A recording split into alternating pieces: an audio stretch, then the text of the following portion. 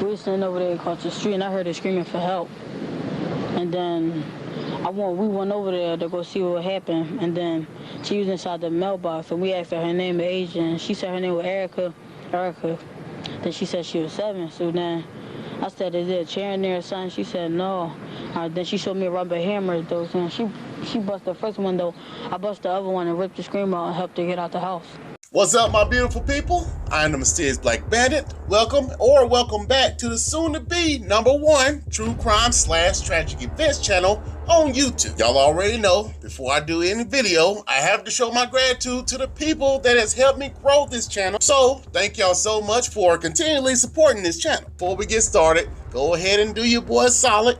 Hit that like, subscribe, and turn on all those notifications so you don't miss out on any of these videos when I upload. Oh yeah, if you're watching this video, let me know down in the comments how you came across my channel. Without further ado, let's jump into this video. So let me ask y'all a question. How many of you have heard of the Erica Pratt story? Well, if you haven't, I won't be surprised because I just read the full story a few weeks ago. But apparently in the year that happened, there were several other high-profile abductions like the Danielle Van Dam, Samantha Runyon, and the most known, Elizabeth Smart. Now, what made me do this video was because I was rewatching one of Dave Chappelle's old stand-ups called For What It's Worth, and he gave a short bit on this very brave and heroic 7-year-old African-American girl named Erica Pratt. Now, like I said a few seconds ago, there were several other abductions that same year, but the one that gained national news was the Elizabeth Smart. And I'm sure that we all have heard the story, but let me give you a little details on this event. Elizabeth Ann Smart was born on November 3rd, 1987 in Salt Lake City, Utah, and was the second oldest child of her 5 siblings. On June 5th, 2002, around 1 a.m., 14-year-old Elizabeth, who was asleep in her bed, was awakened by Brian David Mitchell holding a knife to her neck.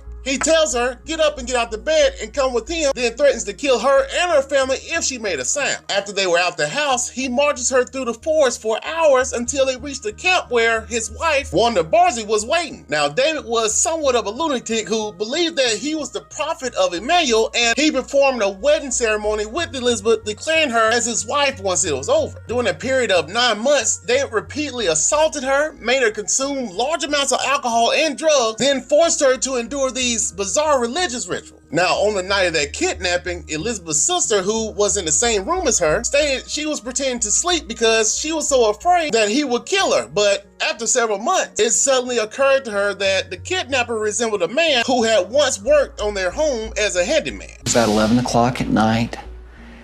Mary Catherine came into our room. We were both sitting on the bed, and she said, "Dad, I think I know who it is."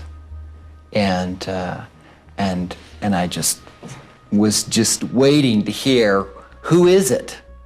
And she came out with this name, Emmanuel. So on America's Most Wanted, the detective posted a photo of David as a wanted man. Then on March 12, 2003, 2 people recognized him and Elizabeth, who was wearing a veil, wig, and sunglasses, walking on a public street in Sandy, Utah, about 18 miles from where she lived. So they reported to the police, who later arrested David and his wife and returned Elizabeth Smart to her family later on that day. Now, although that is a very tragic event, at that point in time, media outlets were very selective about what they chose to broadcast or brought attention to, basically only reporting victims based off racial or social class grounds, which caused a lot of people to speculate on why some didn't receive the same coverage. But in today's video, you will learn about the story of this heroic 7-year-old.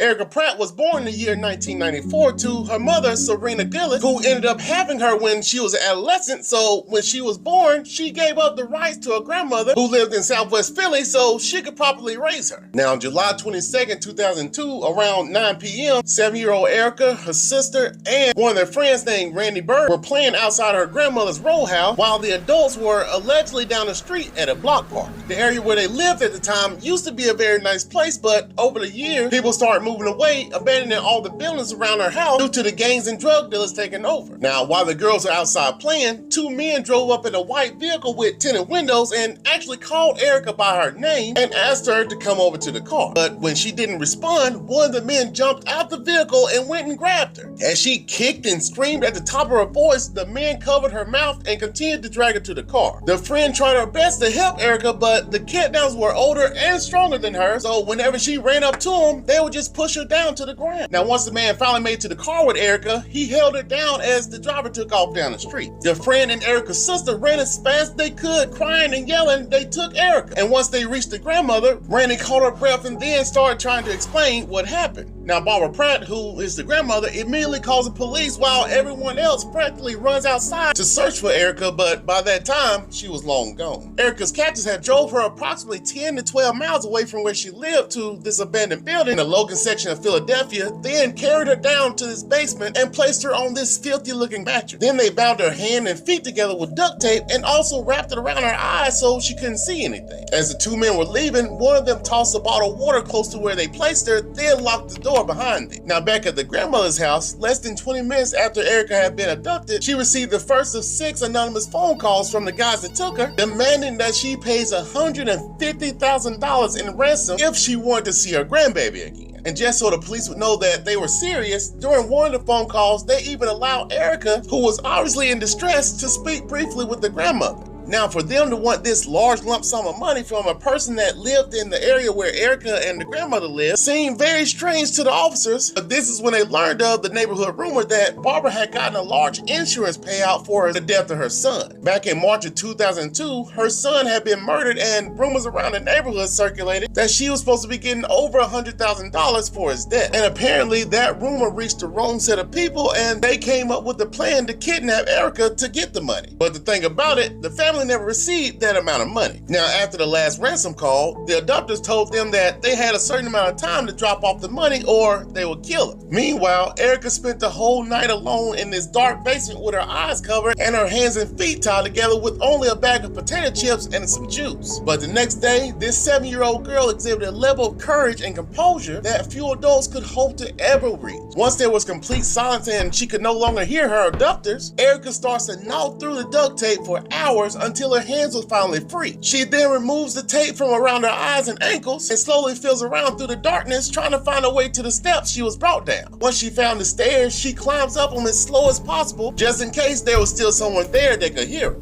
Now, once she made it to the top of the stairs, she noticed that the door was locked from the outside. But this didn't discourage Erica. She starts kicking the door until one of the panels broke loose. Then she climbs through it. With the light coming through the window, she spots an opening in the home where mail is slid through and starts calling for help. Fortunately, a small group of kids that were outside playing in the neighborhood heard her yelling and ran over to assist her. She then directs them over to a window as she picks up a hard object and proceeds to break the glass. Within minutes, there was a big enough area in the window for her to climb out of, and the neighbor kids helped pull her through it. One of the young girls that was with them immediately hops on a bike, then pedals down the block to where police officers were patrolling and directs them back to where Erica was. Once they made it over to 1211 West Loudon Street, they found Erica sitting on the sidewalk wearing the same tank top and blue shorts she was wearing the day that she was abducted, with a few scrapes and bruises. She was then taken to the hospital where the doctors evaluated her and removed the rest of that duct tape that was stuck to her hair and the eyelids, but besides that, this brave little girl was well enough to be sent home to her family the same day. Waving Pratt home with her family right now after her 24-hour kidnapping and ransom ordeal. The determined girl had to chew through duct tape and break through a window to escape. 2 young boys in the neighborhood heard her cries through the window and came to her aid. Now, just a few hours after the abduction, 2 men whose names were James Burns and Edward Johnson had been identified as a person of interest after the Pratt family stated that they knew them and had seen them around the neighborhood trying to get money so they could move to the south. Within the next day or so, the police got a tip that the 2 men were close to where Erica was found, so the police rushed over and had to chase them down on foot, but they were eventually caught and arrested. Now, once they were taken to custody, the police found significant evidence against them. The investigators found out that James was the getaway driver and the one who made the ransom call to the grandmother from his girlfriend's cell phone. And Edward, who actually did the abduction, had the keys to the house they kept Erica in.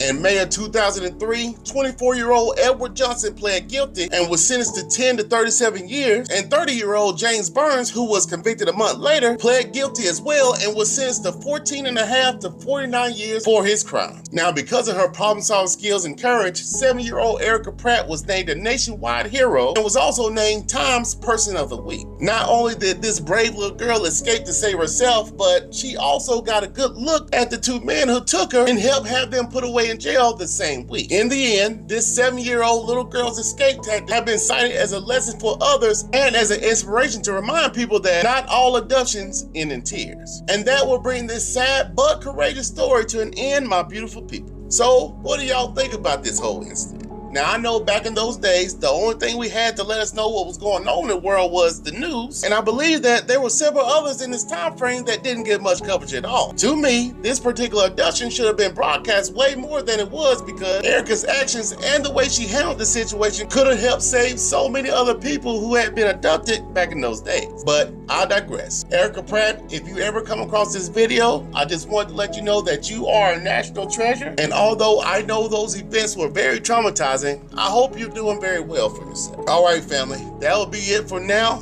I hope you guys enjoyed this content and actually learned something from it. I need you guys to go ahead and do me a favor. Hit that like, subscribe, and turn on those notifications so you don't miss out on any of these good videos. Y'all make sure to have a wonderful and prosperous day. And remember to live and let live. And until next time, stay mysterious, my friends.